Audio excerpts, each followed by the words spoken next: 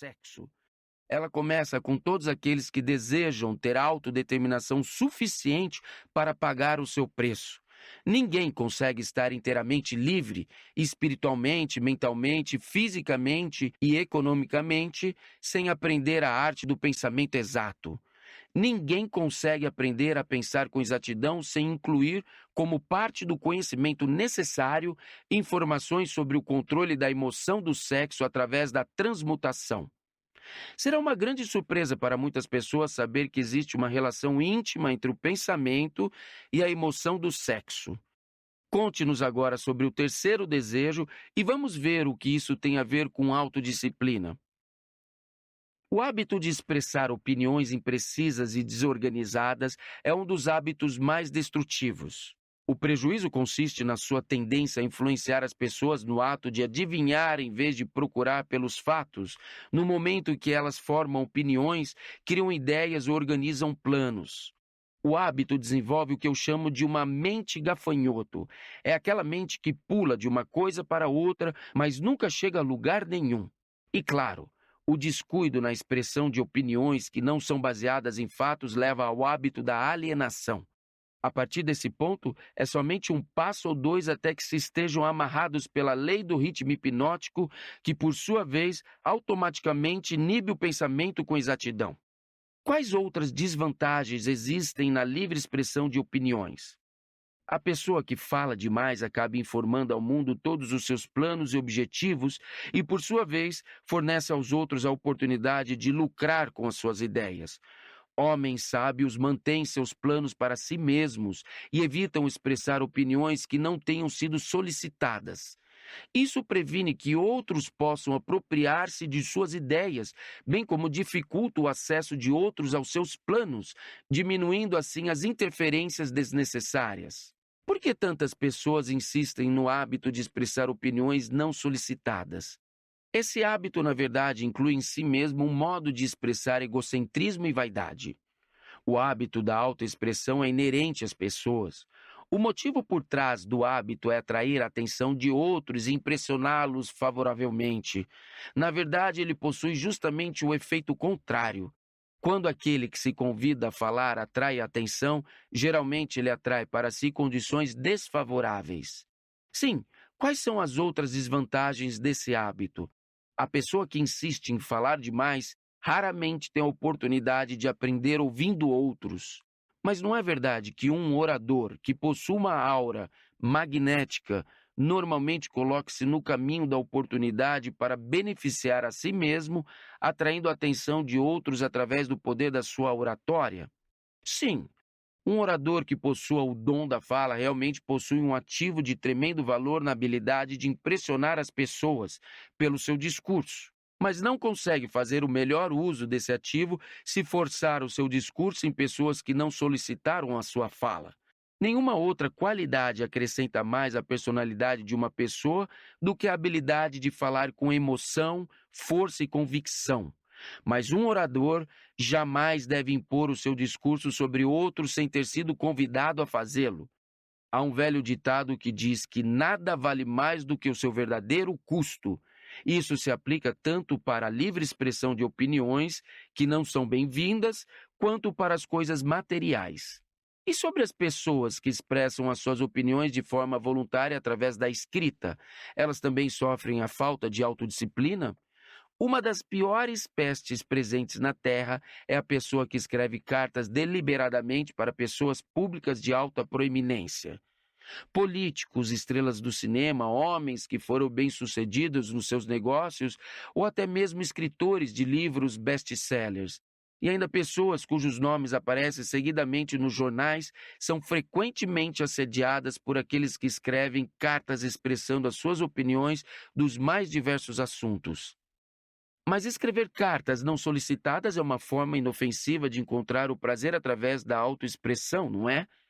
Que tipo de dano uma pessoa pode causar por esse hábito? Hábitos são contagiosos. Todo hábito atrai um conjunto de hábitos relacionados. O hábito de fazer qualquer coisa que seja inútil leva à formação de outros hábitos que também são inúteis, especialmente o hábito da alienação. Mas esses não são todos os perigos associados com o hábito do prazer em escrever opiniões não solicitadas. O hábito cria inimigos e coloca em suas mãos armas perigosas pelas quais podem causar grandes transtornos àqueles que insistem em mantê-los.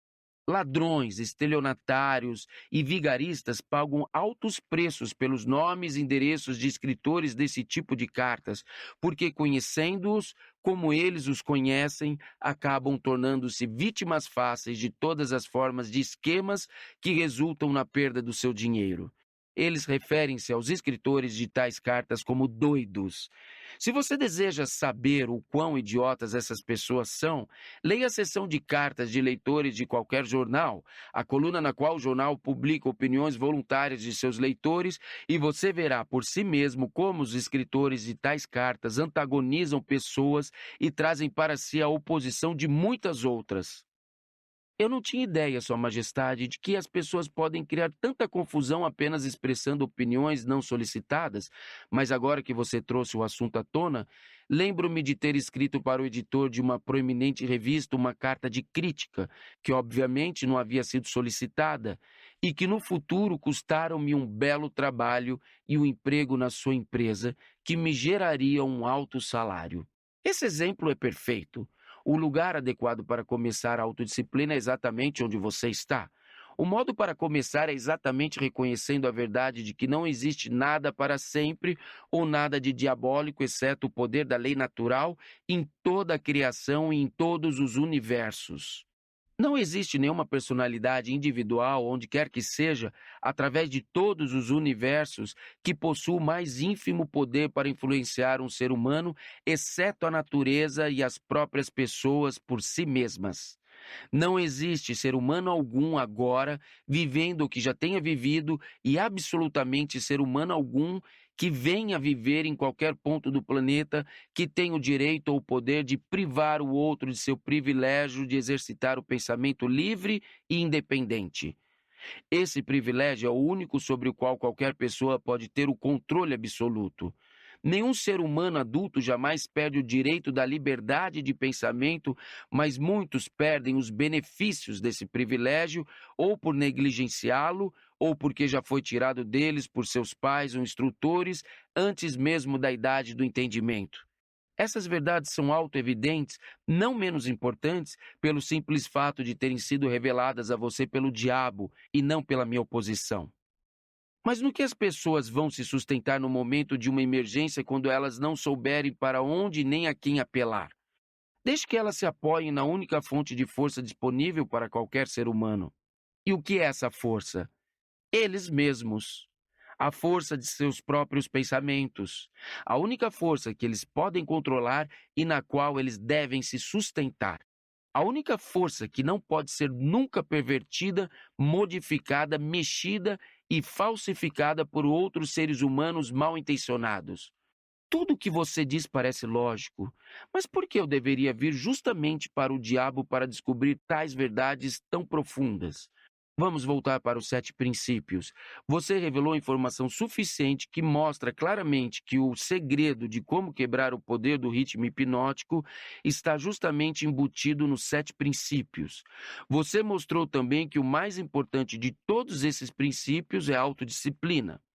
Agora vá em frente e descreva os outros 5 princípios que você ainda não mencionou e indique quais as funções para auxiliar uma pessoa a adquirir a autodisciplina. Primeiro, deixe-me resumir essa parte da minha confissão revelada até o presente momento. Eu lhe contei francamente que meus 2 instrumentos mais efetivos para dominar os seres humanos são o hábito da alienação e a lei do ritmo hipnótico. Mostrei a você que se alienar não é uma lei natural, mas um hábito feito pelo homem que o leva, por sua vez, a submeter-se à lei do ritmo hipnótico. Os 7 princípios são os meios pelos quais o homem pode quebrar o padrão do ritmo hipnótico e assumir novamente o controle de sua própria mente. Como você pode ver, dessa forma, os 7 princípios são os 7 passos que levam as vítimas do ritmo hipnótico a abrir a fechadura de suas prisões autoimpostas. Os 7 princípios são a chave mestra que abre as portas para a autodeterminação espiritual, mental e econômica. Isso é verdade? Sim, Essa é outra forma de dizer a verdade. Capítulo 11. Aprendendo com a adversidade. O fracasso em algum momento é um benefício para o homem? Sim. Na verdade, aprender com a adversidade é o terceiro dos 7 princípios. Mas poucas pessoas sabem que cada adversidade traz consigo a semente de uma vantagem equivalente. Menos pessoas ainda sabem a diferença entre derrota temporária e fracasso. Se esse conceito fosse de conhecimento geral, eu seria privado de uma das minhas armas mais poderosas que uso para controlar os seres humanos. Mas entendi que você disse que o fracasso é um dos seus grandes aliados. Tive a impressão, baseada na sua confissão, de que o fracasso faz com que as pessoas percam a ambição e parem de tentar. Aí então você as possui sem nenhum tipo de dificuldade ou oposição por parte delas. Esse é justamente o ponto. Assumo o poder sobre elas justamente no momento em que elas desistem de tentar. Se elas soubessem a diferença entre derrota temporária e fracasso, elas não desistiriam quando encontrassem adversidades na vida. Se soubessem que cada forma de derrota e todos os fracassos trazem consigo a semente de uma nova oportunidade, elas se manteriam lutando e acabariam por vencer. O sucesso normalmente está a um passo muito curto além do ponto em que se desiste de lutar. Isso é tudo que se pode aprender da adversidade, derrota e fracasso? Não. Esse é o mínimo que alguém pode aprender. Detesto dizer isso, mas o fracasso normalmente serve como uma bênção disfarçada, porque ele quebra o padrão do ritmo hipnótico e faz com que a mente se liberte para um novo começo. Agora estamos chegando a algum lugar. Então você confessou finalmente que mesmo a lei natural do ritmo hipnótico pode ser e normalmente anulada pela própria natureza. Isso está correto? Não. Essa não é a forma correta e exata de abordar esse assunto. A natureza nunca anula nenhuma de suas leis naturais. A natureza nunca tira a liberdade de pensamento de um ser humano através da lei do ritmo hipnótico. O indivíduo abdica de sua liberdade pelo abuso dessa lei. Se um homem pulasse de uma árvore e fosse morto pelo abrupto impacto de seu corpo com a terra, através da lei da gravidade, você não diria que a natureza o assassinou, diria? Você diria que o homem negligenciou no ato de relacionar-se apropriadamente com a lei da gravidade. Estou começando a entender. A lei do ritmo hipnótico é tanto capaz de ser utilizada pelo lado negativo quanto pelo lado positivo. Ela pode levar uma pessoa para as profundezas, chegando à escravidão através da perda do privilégio da liberdade de pensamento, ou ela pode ajudar uma pessoa a alcançar o topo de suas realizações através do livre uso dos seus pensamentos, dependendo da forma como o indivíduo se relaciona com a lei. Isso está correto? Agora você está conseguindo entender. E sobre o fracasso? Uma pessoa não fracassa intencionalmente, pensando deliberadamente em falhar. Ninguém estimula a derrota temporária. Essas são circunstâncias sobre as quais o indivíduo não possui qualquer tipo de controle. Como então pode-se dizer que a natureza não tira a liberdade de pensamento, quando na verdade o fracasso destrói a ambição, a força de vontade e a autoconfiança essencial para se fazer um novo começo?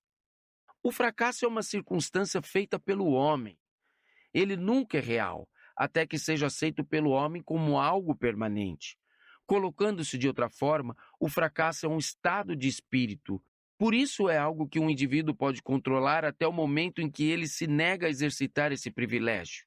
A natureza não força as pessoas a fracassarem, mas a natureza impõe a sua lei do ritmo hipnótico sobre todas as mentes, e através dessa lei, ela mantém permanentemente todos os pensamentos que dominam essas mentes. Em outras palavras, pensamentos de fracasso são tomados pela lei do ritmo hipnótico e feitos permanentes, se o indivíduo aceita tais circunstâncias como sendo um fracasso permanente.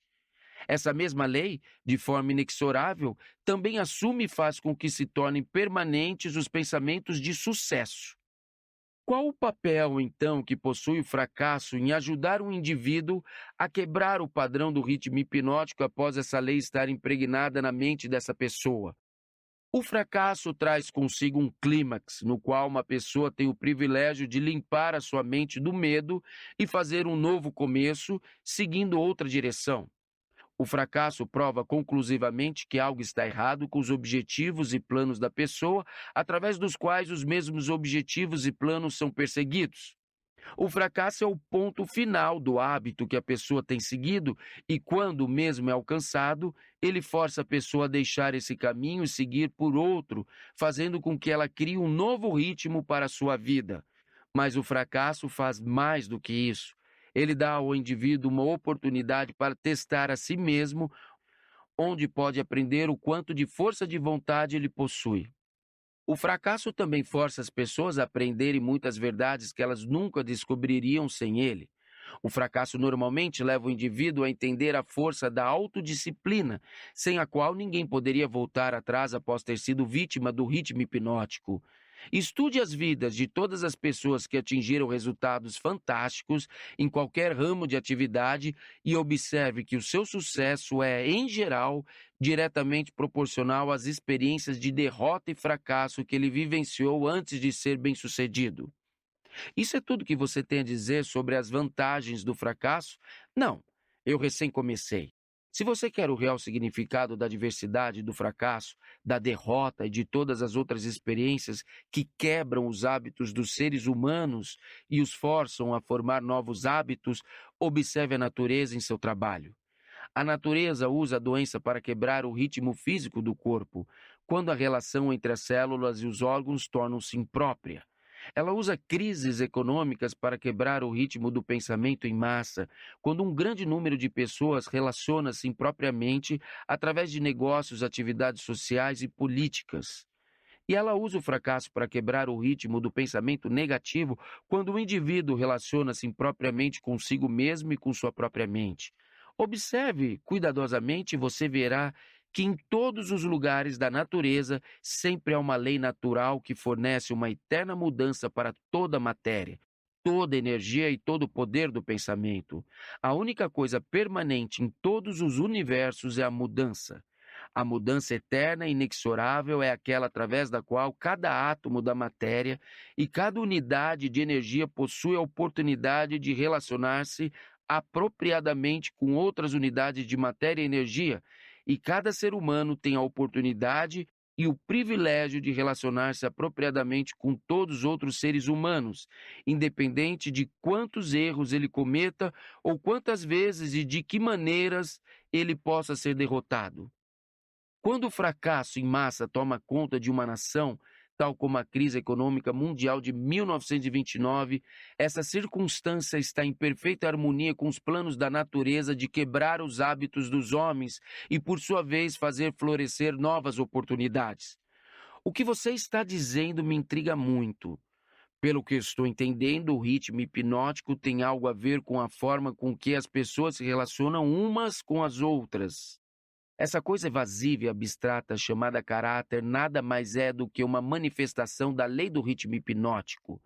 Por isso, quando se fala do caráter de alguém, seria mais apropriado dizer-se que os seus hábitos de pensamento foram cristalizados em sua personalidade positiva ou negativa, através da lei do ritmo hipnótico. Uma pessoa é boa ou ruim devido à fusão dos seus pensamentos com as suas ações através dessa lei. Uma pessoa é presa pela pobreza ou abençoada com a abundância devido às suas aspirações, planos e desejos, ou à falta deles, que por sua vez são feitos permanentes e reais pelo ritmo hipnótico. Isso é tudo que você tem a dizer a respeito da conexão entre o ritmo hipnótico e as relações humanas? Não, eu apenas comecei. Lembre-se de que, enquanto estou falando, estou mencionando a influência do ritmo hipnótico em conexão com todas as relações humanas. As pessoas que são bem-sucedidas nos negócios ou são inteiramente devido à forma como se relacionam com os seus sócios e com todos os outros no seu círculo de negócios. Profissionais que são bem-sucedidos o são prioritariamente devido à forma com que eles se relacionam com seus clientes. É muito mais importante para o advogado conhecer as pessoas e conhecer as leis da natureza do que conhecer propriamente a lei jurídica. E o médico acaba sendo um fracasso antes mesmo de começar, a menos que ele conheça como relacionar-se com seus pacientes e como estabelecer a fé destes nele mesmo. Um casamento fracasso é bem-sucedido inteiramente devido à maneira com que os participantes relacionam-se um com o outro. Um relacionamento apropriado no casamento começa inicialmente com um motivo para casar-se. A maioria dos casamentos não traz felicidade para o casal porque ambos não entendem e nem fazem questão de entender a lei do ritmo hipnótico, através de sua ação em que cada palavra que eles dirigem um ao outro, cada ato que eles fazem e cada motivo que os leva a lidar um com o outro faz parte de uma rede que pode trazer-lhes controvérsias e miséria ou dar-lhes asas para a liberdade, através da qual ambos conseguem sobrevoar todas as formas de infelicidade. Cada nova amizade que ocorre entre as pessoas pode acabar em uma amizade verdadeira, e então em uma harmonia espiritual, algumas vezes chamada amor, ou planta uma semente de suspeita e dúvida que acaba evoluindo e crescendo para uma rebelião aberta, de acordo com a forma com que os participantes nessa amizade relacionam-se uns com os outros. O ritmo hipnótico simplesmente pega as motivações dominantes, as aspirações, os objetivos e os sentimentos dessas mentes em contato e os transforma de alguma forma em fé ou medo, amor ou ódio. Após o padrão ter tomado forma, o que ocorre com o tempo, ele é imposto sobre essas mentes que estão em contato e torna-se parte delas. Nessa forma silenciosa, a natureza faz com que sejam permanentes os fatores dominantes de cada ser humano. Em cada relacionamento humano, as motivações e as ações vis desses indivíduos que estão em contato são coordenadas e consolidadas em uma forma definida e costuradas neste tão importante traço humano conhecido como caráter. Da mesma maneira, as motivações e as ações boas, virtuosas, são consolidadas e impostas sobre o indivíduo. Você pode ver, por isso, não somente as ações de uma pessoa, mas também os pensamentos dela que determinam a natureza de todas as relações humanas. Você está entrando em águas profundas. Vamos manter nossa conversa perto da costa, onde posso segui-lo sem ter medo de afundar. Vá em frente e conte-me como os relacionamentos humanos realmente funcionam em um mundo tão cheio de problemas, tal como temos hoje. Esse é um pensamento feliz. Mas deixe-me ter certeza de que você está entendendo os princípios que estou revelando, antes que eu tente mostrar a você como aplicá-los nos princípios da vida. Desejo ter certeza de que você entende a lei do ritmo hipnótico e que ela é algo que não se pode controlar, influenciar ou escapar. Mas todo mundo pode relacionar-se com essa lei de forma a beneficiar-se da forma inexorável como ela trabalha. Um relacionamento harmonioso com a lei consiste em um indivíduo modificar completamente os seus hábitos, de tal forma que ele consiga ser claro naquilo que ele realmente deseja e está disposto a aceitar. Ninguém pode modificar a lei do ritmo hipnótico, assim como ninguém pode modificar a lei da gravidade. Mas todo mundo pode modificar a si mesmo. Lembre-se, contudo, que, em resumo, todos os relacionamentos humanos são feitos e mantidos pelos hábitos dos indivíduos relacionados. A lei do ritmo hipnótico executa o papel de solidificar os fatores que constituem as relações humanas, mas ela não cria esses fatores. Antes de irmos mais adiante com a discussão dos relacionamentos humanos, quero que você tenha um claro entendimento da mente subconsciente. O termo mente subconsciente representa o hipotético órgão físico que, na verdade, não possui existência real. A mente do homem consiste de energia universal, alguns chamam de inteligência infinita, que o indivíduo recebe, apropria-se dela e organiza em formas definidas de pensamento através de um aparato físico completo conhecido como cérebro. Essas formas de pensamento são réplicas de vários estímulos que chegam ao cérebro através dos 5 sentidos e do sexto sentido, que ainda não é bem conhecido. Quando qualquer forma de estímulo alcança o cérebro e toma a forma definida de um pensamento, ele é classificado e armazenado em um grupo de células cerebrais, conhecido como grupo da memória. Quando qualquer forma de estímulo alcança o cérebro e toma a forma definida de um pensamento, ele é classificado e armazenado em um grupo de células cerebrais conhecido como grupo da memória. Todos os pensamentos de natureza similar são armazenados juntos, de tal forma que, quando se traz um pensamento, este mesmo leva facilmente ao contato de todos os outros pensamentos associados a ele. Esse sistema é muito similar à forma de armazenamento moderno de arquivos e também é operado de forma similar. As impressões de pensamento, as quais uma pessoa mescla com a maior quantidade de emoções ou sentimentos, são os fatores dominantes do cérebro, porque eles estão sempre próximos da superfície, no topo do sistema de armazenamento, vulgarmente falando, onde eles entram em uma ação voluntariamente no momento em que o indivíduo se nega a exercitar a autodisciplina. Esses pensamentos cheios de emoção são tão poderosos que frequentemente fazem com que o indivíduo se coloque em ação e motive-se a fazer coisas que não seriam aprovadas pela faculdade da razão. Essas explosões emocionais normalmente destroem a harmonia e todos os relacionamentos humanos. O cérebro normalmente traz consigo combinações de sentimentos e emoções tão poderosas que acabam assumindo o controle e deixando a razão de lado. Em todas essas ocasiões, os relacionamentos humanos estão fadados a perder a harmonia. Através do funcionamento do sexto sentido, o cérebro de um ser humano pode contatar o arquivo de outros cérebros e inspecionar quaisquer impressões que estejam presentes nele. A condição pela qual uma pessoa consegue contatar e inspecionar o arquivo do cérebro de outra pessoa é geralmente conhecida como harmonia. Mas você pode entender melhor o que isso quer dizer se eu disser que cérebros que estão sintonizados pelas mesmas vibrações de pensamento podem facilmente e rapidamente exercitar o privilégio de entrar e inspecionar os arquivos de pensamentos uns dos outros. Além de receber pensamentos organizados de arquivos de outros cérebros através do sexto sentido, uma pessoa pode, através desse mesmo órgão físico, contatar e receber informações da fonte central, conhecida como inteligência infinita. Todas as informações que chegam ao cérebro de uma pessoa através do sexto sentido provêm de fontes que não são facilmente rastreadas e isoladas.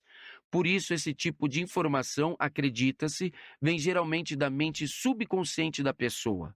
O sexto sentido é o órgão do cérebro através do qual se recebem todas as informações, todo o conhecimento, todas as impressões de pensamento que não vêm através de um ou de todos os cinco sentidos. Agora que você compreende como a mente funciona, entenderá mais facilmente como e por que as pessoas acabam gerando tristeza e desarmonia através de relacionamentos humanos impróprios. Você também entenderá como os relacionamentos humanos podem ser idealizados para angariar riquezas na sua mais alta forma, riquezas materiais, mentais e espirituais. Além disso, você compreenderá que nunca pode haver felicidade exceto através do entendimento e da aplicação dos princípios corretos das relações humanas.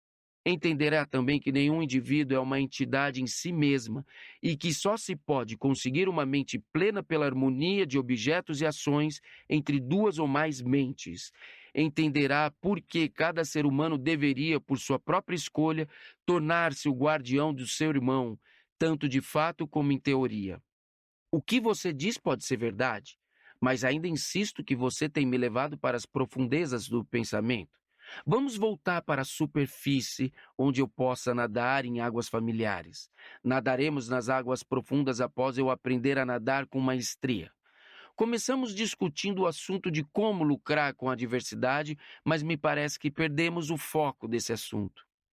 Fizemos um desvio, mas não nos alienamos. O diabo nunca se aliena. O desvio era necessário para que você se preparasse para entender a parte mais importante de toda essa entrevista. Agora estamos prontos para voltar à discussão sobre a adversidade. Visto que a maior parte das adversidades ocorre devido às relações impróprias entre as pessoas, me parece importante que você entenda como as pessoas podem relacionar-se apropriadamente. Naturalmente, levanta-se a questão de que o que é uma relação apropriada entre as pessoas.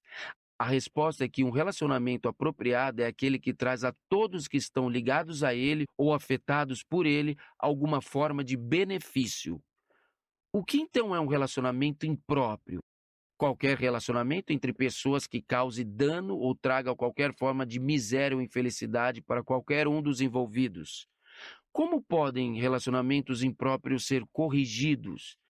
Pela mudança da mente da pessoa que está causando o relacionamento impróprio ou pela mudança das pessoas envolvidas no relacionamento? Algumas mentes harmonizam-se naturalmente, enquanto outras colidem da mesma forma.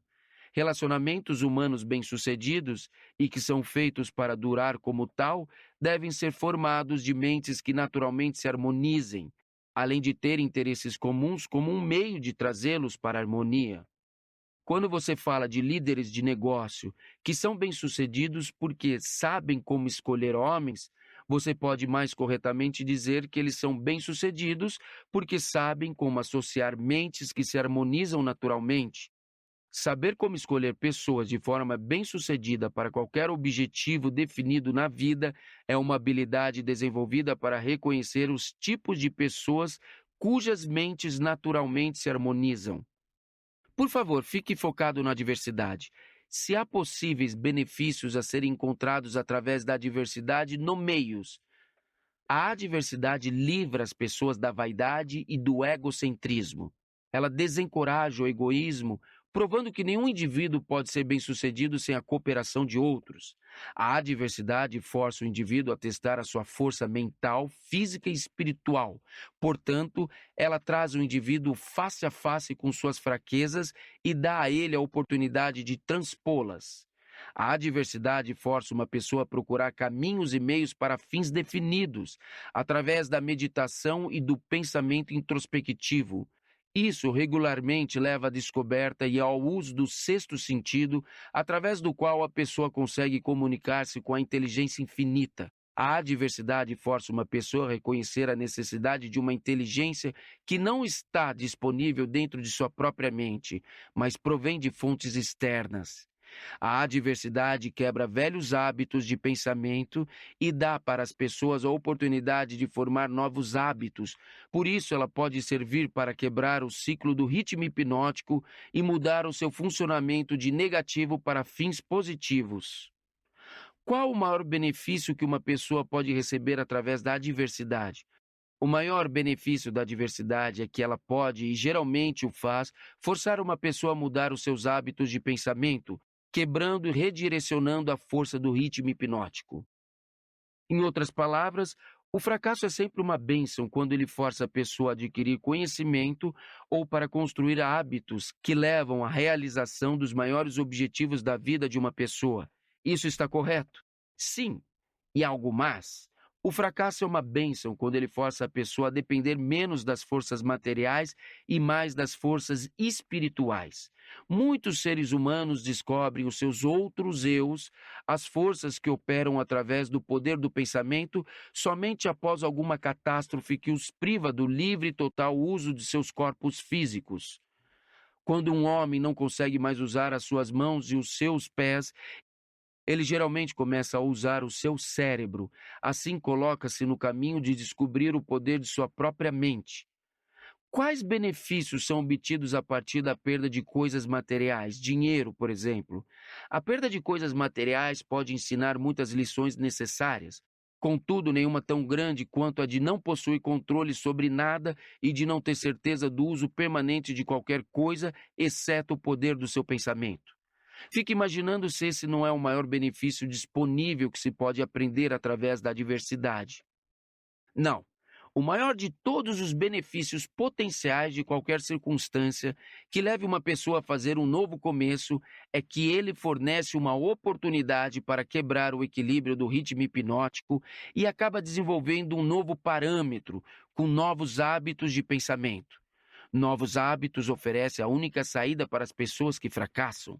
A maior parte das pessoas que escapam do funcionamento negativo para o positivo da lei do ritmo hipnótico o faz somente devido a alguma forma de adversidade, que a força a mudar os seus hábitos de pensamento. A adversidade não é um agente potencial para quebrar a autoconfiança e, consequentemente, levar uma pessoa a desistir de ter esperança? Ela tem esse efeito para todas aquelas pessoas cuja força de vontade é fraca, devido a longos hábitos estabelecidos de alienação. Ela possui efeito oposto em todos aqueles que não foram enfraquecidos pela alienação. O não alienado esbarra com o fracasso ou com a derrota temporária, mas a sua reação para todas as formas de adversidade é positiva. Ele luta em vez de desistir e acaba ganhando. A vida não fornece imunidade contra a adversidade, mas a vida fornece a todo mundo o poder do pensamento positivo, que é suficiente para dominar todas as circunstâncias da adversidade e convertê-las em benefícios. O indivíduo possui a prerrogativa e o privilégio de usar ou negligenciar o seu direito de pensar apropriadamente para transpor todas as adversidades. Todo indivíduo é forçado tanto a usar o poder do seu pensamento para a obtenção de fins positivos e definidos, como a negligenciar e usar esse poder para a obtenção de fins negativos. Não existe acordo nem recusa para o uso da mente. A lei do ritmo hipnótico força cada indivíduo a dar algum grau de uso, seja negativo ou positivo, para a sua mente, mas não influencia o indivíduo sobre qual dos usos ele deverá fazer. Pelo que estou entendendo e pelo que você diz, toda diversidade é uma bênção. Não, eu não disse isso. Eu disse que existe a semente de uma vantagem equivalente em cada diversidade. Não disse que existe uma flor desabrochada de vantagem, apenas a semente. Geralmente, a semente consiste de alguma forma de conhecimento, alguma ideia ou plano ou alguma oportunidade que não teria sido disponível, exceto através da mudança dos hábitos de pensamento que, por sua vez, acabaram sendo forçados pela diversidade. Esses são todos os benefícios disponíveis para os seres humanos advindos do fracasso? Não, o fracasso é usado pela natureza como uma linguagem simples, em que ela castiga as pessoas quando estas negam-se a se adaptar às suas leis. Por exemplo, a Guerra Mundial foi extremamente destrutiva e feita pelo homem.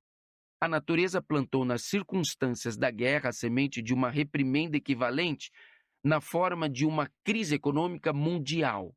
A crise foi inevitável e impossível de escapar. Ela procedeu à guerra tão naturalmente quanto a noite procede o dia, e pelo funcionamento da mesma lei, a lei do ritmo hipnótico. Pelo que estou entendendo, a lei do ritmo hipnótico é a mesma que Ralph Waldo Emerson chamava de lei da compensação. A lei do ritmo hipnótico é a lei da compensação. É a força com a qual a natureza equilibra as forças negativas e positivas através de todos os universos, em todas as formas de energia, em todas as formas de matéria e em todos os relacionamentos humanos. A lei do ritmo hipnótico opera rapidamente em todas as instâncias. Por exemplo, essa lei imediatamente abençoa uma pessoa com os benefícios da aplicação positiva dos pensamentos ou amaldiçoa com o resultado de pensamentos negativos. Definitivamente a lei funciona, mas nem sempre é rapidamente. Tanto os benefícios quanto as penalidades incorridas através da lei podem ser colhidas por outros, tanto antes quanto após a sua morte. Pode-se observar que essa lei realmente funciona porque ela força sobre uma geração de pessoas os efeitos tanto dos pecados quanto das virtudes das gerações precedentes. No funcionamento de todas as leis da natureza, a quarta dimensão, o tempo, é um favor inexorável. A quantidade de tempo consumida pela natureza na relação dos efeitos para suas causas depende em cada momento das circunstâncias presentes. A natureza faz crescer uma abóbora em 3 meses. Um carvalho leva 100 anos para chegar a um bom tamanho. Ela converte um ovo em uma galinha em 4 semanas, mas ele requer 9 meses para converter um óvulo de um ser humano em um indivíduo. Capítulo 12. Ambiente, tempo, harmonia e precaução. Agora possuo um maior entendimento das potencialidades da diversidade e do fracasso.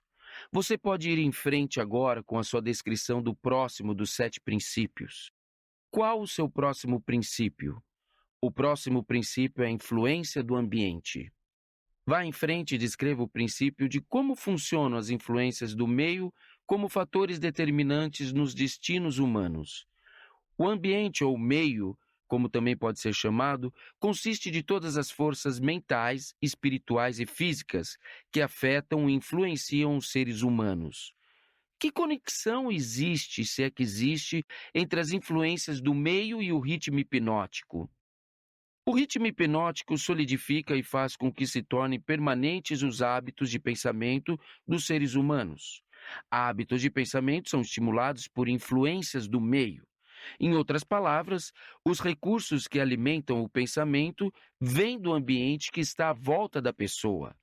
Hábitos de pensamento são feitos permanentes pela lei do ritmo hipnótico. Qual a parte mais importante do meio em que uma pessoa vive, a parte que determina, mais do que todas as outras, se o indivíduo faz uso positivo ou negativo de sua mente? A parte mais importante do meio de uma pessoa é aquela criada pela associação dessa pessoa com outros.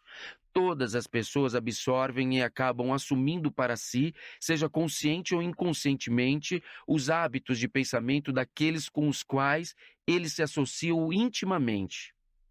Você quer dizer com isso que o contato constante com uma pessoa cujos hábitos de pensamento são negativos influencia a pessoa a formar também hábitos de pensamento negativos?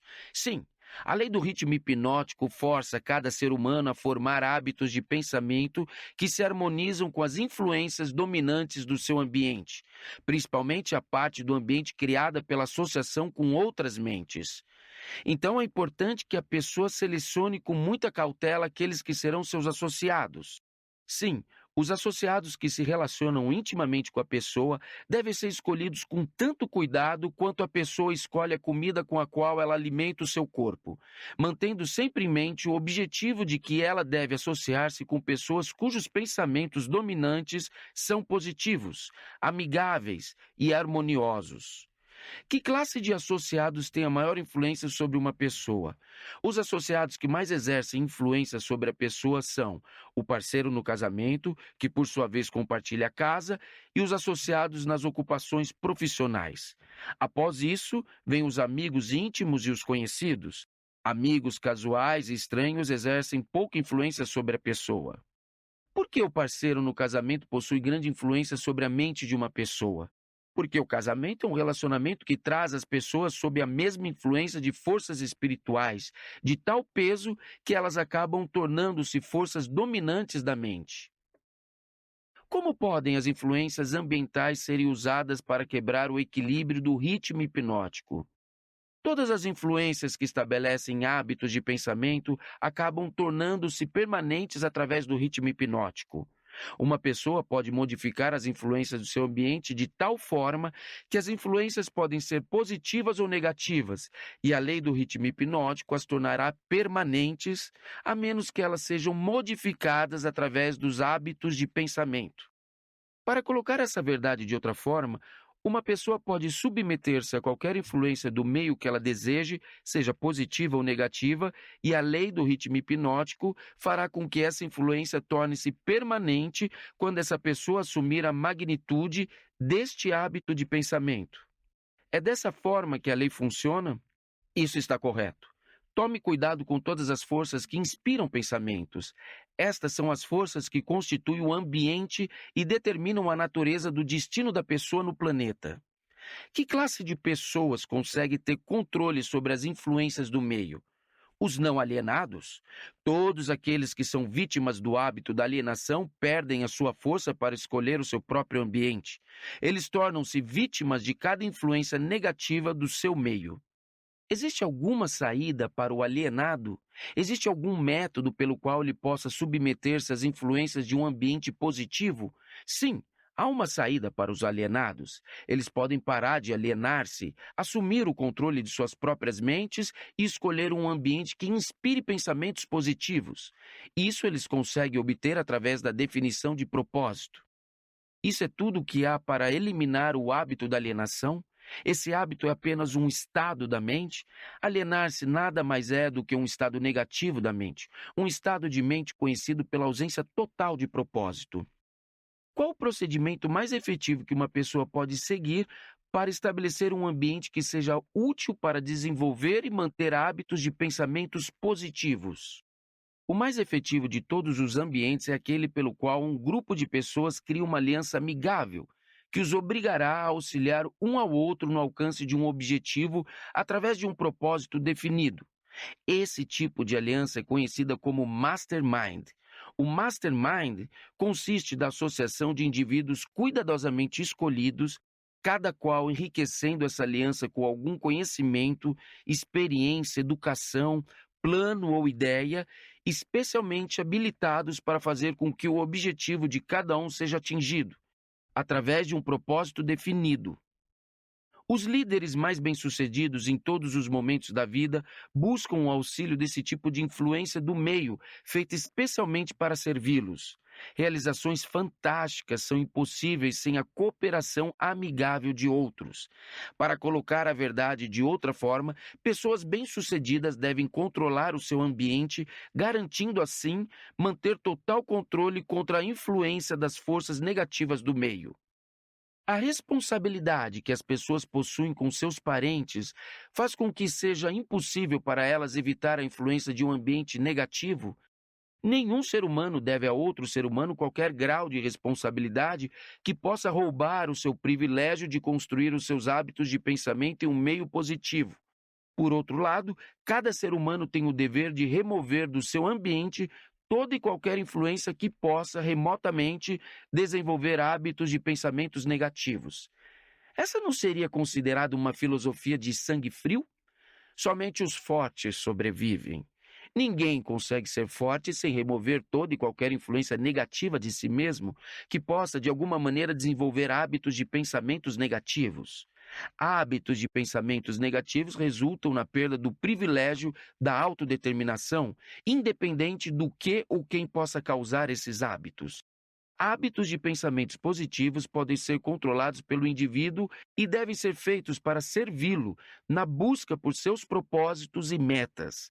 Hábitos de pensamento negativo controlam o indivíduo e o privam do privilégio da autodeterminação. Deduzo, baseado em tudo que você disse, que todos aqueles que controlam as influências do meio pelo qual os seus hábitos de pensamento são construídos são mestres de seus destinos no planeta e que todos os outros são dominados por seus destinos terrenos. Estou colocando essa afirmação de forma correta? Perfeitamente. O que estabelece os hábitos de pensamento de uma pessoa? Todos os hábitos são estabelecidos devido a desejos ou motivos inerentes ou adquiridos. Quais sejam os hábitos, são resultado de alguma forma de desejo definido. O que ocorre com o cérebro físico enquanto uma pessoa está formando hábitos de pensamento? Os desejos são impulsos de energia organizados, chamados de pensamentos. Desejos que são mesclados com sentimentos e emoções magnetizam as células cerebrais, nas quais eles estão armazenados e preparam essas células para que sejam assumidas e direcionadas pela lei do ritmo hipnótico. Quando qualquer pensamento aparece no cérebro ou é criado lá e é misturado com sentimentos puros da emoção do desejo, a lei do ritmo hipnótico começa a agir e, de uma vez por todas, começa a traduzir isso no seu equivalente físico. Pensamentos dominantes, que por sua vez agem inicialmente pela lei do ritmo hipnótico, são aqueles que estão mesclados com os desejos mais profundos e com os mais intensos sentimentos envolvidos. Hábitos de pensamento são estabelecidos pela repetição dos mesmos pensamentos. Quais são os motivos ou desejos que mais impelem e inspiram a ação do pensamento? Os 10 motivos mais comuns que mais inspiram pensamentos voltados para ações são estes: o desejo por sexo e amor, o desejo por alimento, o desejo por autoexpressão espiritual, mental e física, o desejo pela perpetuação da vida após a morte, o desejo por poder sobre outros, o desejo por riquezas materiais, o desejo por conhecimento, o desejo de imitar outros, o desejo de se sobressair sobre outros, os 7 medos básicos. Esses são os motivos principais que inspiram a maior parte de todas as ações humanas. E os desejos negativos, tais como a ganância, a inveja, a avareza, o ciúme e o rancor? Esses sentimentos negativos não são expressados mais frequentemente do que qualquer um dos sentimentos positivos? Todos os desejos negativos não são nada exceto frustrações de desejos positivos. Eles são inspirados por alguma forma de derrota, fracasso ou negligência por parte dos seres humanos em se adaptarem às leis da natureza de forma positiva. Esse é um novo ponto de vista nessa questão dos pensamentos negativos. Se estou entendendo o que você disse, todos os pensamentos negativos são inspirados pela negligência ou fracasso de uma pessoa em se adaptar harmoniosamente às leis da natureza. Isso está correto? Isso está corretíssimo. A natureza não tolera quaisquer inatividades ou vácuos de qualquer tipo. Todo o espaço deve ser, e na verdade é, preenchido com alguma coisa. Tudo nesta existência, tanto de natureza física como espiritual, deve ser e estar em constante movimento. O cérebro humano não é exceção a essa regra. Ele foi criado para receber, organizar, especializar-se e expressar o poder do pensamento. Quando o indivíduo não usa o cérebro para a expressão de pensamentos criativos e positivos, a natureza preenche o vácuo, forçando-o a agir em cima de pensamentos negativos. Não pode haver indolência ou inatividade no cérebro. Entenda esse princípio e você terá um novo e importante entendimento sobre as influências que o meio ambiente exerce nas vidas dos seres humanos. Você entenderá melhor também como a lei do ritmo hipnótico opera, sendo ela a lei que mantém tudo e todos em constante movimento através de alguma forma de expressão, tanto de princípios negativos como positivos. A natureza não está interessada nesse tipo de moral. Ela não está interessada no certo ou no errado. Ela não está interessada na justiça ou na injustiça. O seu interesse é unicamente de forçar tudo a expressar a ação de acordo com a sua natureza. Essa é uma interpretação muito reveladora da forma como a natureza se comporta. A quem devo solicitar corroboração das suas afirmações? Aos homens de ciências, aos filósofos, a todos os pensadores deste mundo. Por último, as manifestações físicas da própria natureza. A natureza não possui nada parecido com matéria morta. Cada átomo da matéria está em constante movimento.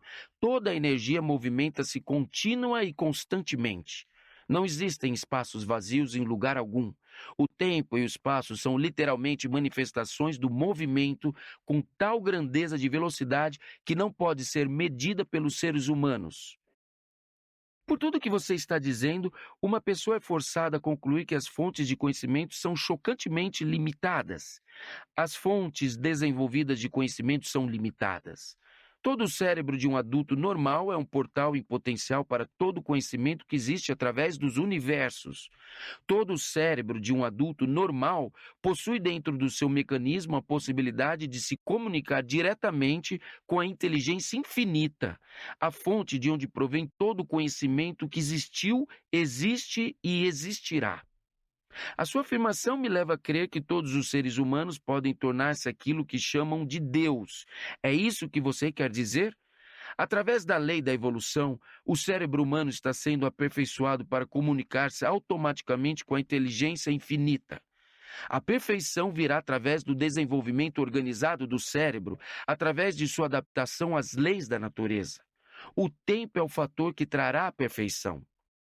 O que causa ciclos de eventos recorrentes, tais como epidemias de doenças, crises econômicas, guerra e ondas de crimes? Todas as epidemias nas quais um grande número de pessoas é afetado de maneira similar são causadas pela lei do ritmo hipnótico, através da qual a natureza consolidada, pensamentos de natureza similar, faz com que esses pensamentos sejam expressados através de uma ação em massa. Então, a grande crise econômica foi colocada em ação devido ao grande número de pessoas que foram influenciadas a liberarem pensamentos de medo. Isso está correto? Perfeitamente.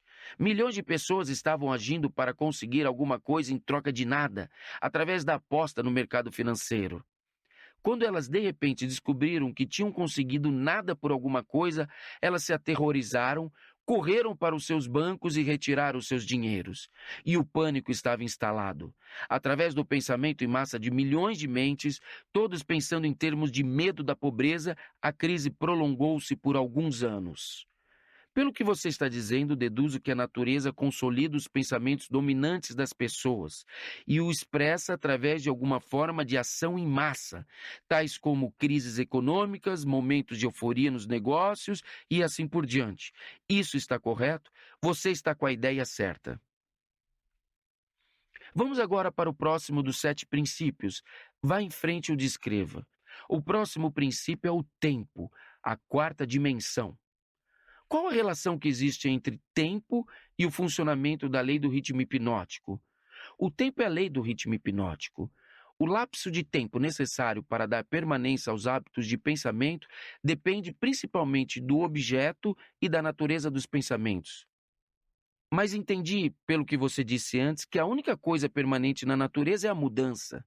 Se isso é verdade, então o tempo está constantemente mudando, rearranjando-se e recombinando todas as coisas, incluindo os hábitos de pensamento das pessoas. Como então poderia a lei do ritmo hipnótico dar permanência aos hábitos de pensamento de uma pessoa? O tempo divide todos os hábitos de pensamento em duas classes: pensamentos negativos e pensamentos positivos. Os pensamentos de um indivíduo estão constantemente modificando-se e sendo recombinados para se adequarem aos desejos desse indivíduo. Mas os pensamentos não mudam do positivo para o negativo ou vice-versa, exceto através do esforço voluntário por parte do indivíduo. O tempo penaliza o indivíduo por todos os pensamentos negativos e o recompensa por todos os pensamentos positivos, de acordo com a natureza e o propósito dos pensamentos. Se os pensamentos dominantes de uma pessoa são negativos, o tempo penaliza o indivíduo construindo em sua mente o hábito do pensamento negativo, e então ele procede para solidificar este hábito em um ato permanente, durante cada segundo de sua existência. Os pensamentos positivos são, da mesma forma, construídos pelo tempo e acabam tornando-se hábitos permanentes. O termo permanência, é claro, refere-se à vida natural do indivíduo. Literalmente falando, nada é permanente. O tempo converte hábitos de pensamento naquilo que pode ser chamado permanência durante a vida do indivíduo. Agora possuo um entendimento melhor de como o tempo trabalha. Quais outras características possui o tempo em conexão com o destino dos seres humanos na Terra? O tempo é o tempero que influencia a natureza, através do qual as experiências humanas podem ser amadurecidas em sabedoria. As pessoas não nascem com sabedoria, mas elas nascem com a capacidade de pensar e podem, através do lapso do tempo, chegar à sabedoria pelos seus pensamentos. Os jovens possuem sabedoria somente em assuntos elementares. A sabedoria vem somente com o tempo. Ela não pode ser herdada e não pode ser transferida de uma pessoa para outra, exceto através do lapso do tempo. O passar do tempo pode forçar o indivíduo a adquirir sabedoria? Não.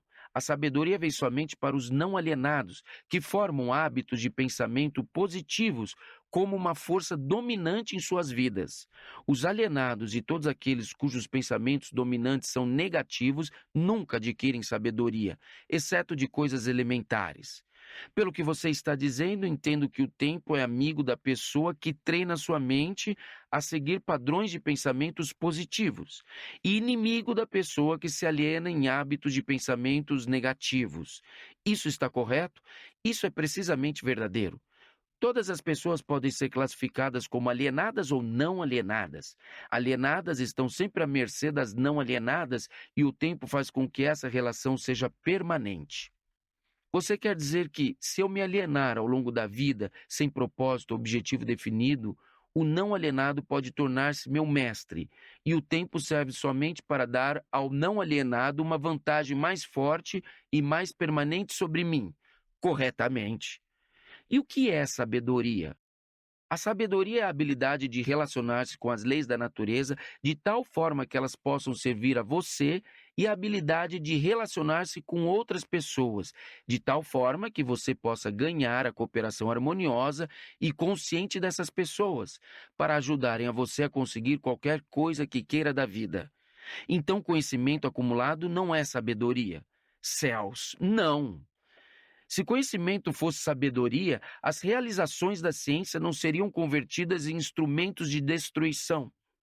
O que é necessário para converter conhecimento em sabedoria? tempo mais o desejo por sabedoria. A sabedoria nunca pode ser imposta a uma pessoa. Ela é adquirida, se é que é adquirida, pelo pensamento positivo através de um esforço voluntário e pessoal. É seguro para todas as pessoas ter conhecimento? Nunca é seguro para qualquer pessoa ter um conhecimento extensivo sem sabedoria. Em que idade a maioria das pessoas começam a adquirir sabedoria? A maioria das pessoas que adquire sabedoria o faz após ter passado a idade dos 40 anos. Antes desse período, a maioria das pessoas está muito ocupada angariando conhecimentos e os organizando em planos em vez de gastar o tempo no esforço em conseguir sabedoria. Qual a circunstância da vida é mais apta para levar uma pessoa a adquirir sabedoria? Adversidade e fracasso. Essas são as linguagens universais de que a natureza se utiliza para transmitir sabedoria a todos aqueles que estão preparados para recebê-la. A adversidade e o fracasso sempre trazem sabedoria. Não, somente para aqueles que estão prontos para receber a sabedoria e voluntariamente procuram por ela. O que determina o quão pronta está uma pessoa para receber a sabedoria? O tempo e a natureza dos hábitos de pensamento. Conhecimento adquirido recentemente equivale-se a conhecimento já testado e comprovado? Não. Conhecimento testado através do intervalo do tempo sempre é superior àquele que é recentemente adquirido. O tempo dá ao conhecimento a definição em termos de qualidade, quantidade e confiabilidade. Nunca se pode ter certeza de um conhecimento que não tenha sido testado. O que é um conhecimento confiável? É o conhecimento que se harmoniza com a lei natural, o que significa que é baseado em pensamentos positivos.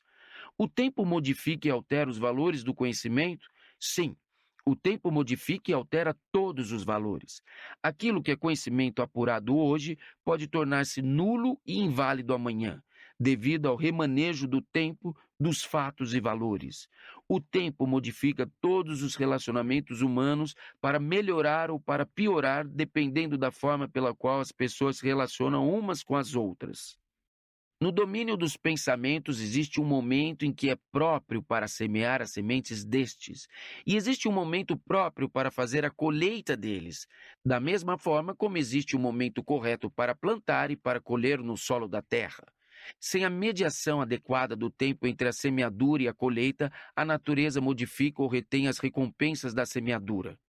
Vá em frente agora e descreva os dois últimos dos 7 princípios. O próximo princípio é a harmonia. Observando-se toda a natureza, pode-se encontrar provas de que toda lei natural acontece de maneira ordenada, através da lei da harmonia. Por meio do funcionamento dessa lei, a natureza força tudo o que estiver dentro dos limites de um determinado ambiente a relacionar-se de forma harmoniosa. Entenda essa verdade e você terá uma nova e intrigante visão da força do ambiente. Você entenderá por que a associação com mentes negativas é fatal para todos aqueles que estão em busca da autodeterminação. Você quer dizer que a natureza voluntariamente força os seres humanos a se harmonizarem com as influências do seu meio? Sim, isso é verdade. A lei do ritmo hipnótico impõe à força sobre cada ser humano as influências dominantes do ambiente em que ele vive. Se a natureza força os seres humanos a sofrerem a influência do ambiente em que eles vivem, que meios disponíveis existem para eles escaparem de um ambiente de fracasso e pobreza, quando na verdade eles desejam fugir desse meio? Eles devem mudar imediatamente desse ambiente ou permanecerão orientados e envoltos pela pobreza. A natureza não permite que ninguém escape das influências do seu ambiente. Contudo, a natureza, em sua abundante sabedoria, dá a cada ser humano o privilégio de estabelecer o seu próprio ambiente mental, espiritual e físico. Entretanto, uma vez que ele tem escolhido o seu ambiente, invariavelmente ele acabará se tornando parte dele. Esse é o funcionamento inexorável da lei da harmonia. Em uma associação com fins comerciais, Veja na descrição o link da parte 3. Ajude a manter este canal. Veja na descrição como ajudar.